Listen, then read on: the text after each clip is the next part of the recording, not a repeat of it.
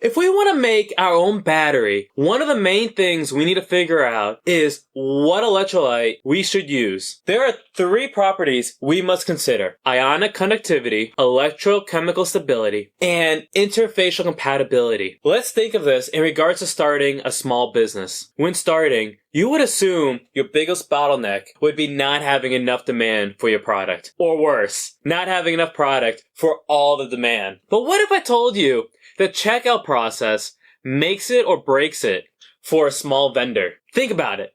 Manually typing items in not only takes time and reduces the number of sales you can do, but no one wants to wait in line. So fewer people end up buying from you, which leads to low sales. But if you compare that to Scan and Go, the speed at which sales are made is limited to how fast your payment processor can process the sales. Thus, no lines equates to high sales. Surprisingly, this is similar to choosing an electrolyte for a battery. If we were to replace the checkout process with the battery's electrolyte, and the number of sales made with the ability to move ions, we get our first property of a good electrolyte: ionic conductivity. It is the electrolyte's ability to move charged ions, or in terms of our stand, how fast we can process a sale. Now, what if we want to promote our stand and get customers interested in our product? We could run a sale. This leads us to our second property, electrochemical stability. It is the safe voltage range where the electrolyte does not break down. If we make the sale too good and don't put proper limits, we risk a mass crowd trampling down our stand. Think Black Friday sales. Finally, and this should be a no-brainer, if we are selling drinks, we should be careful not to spill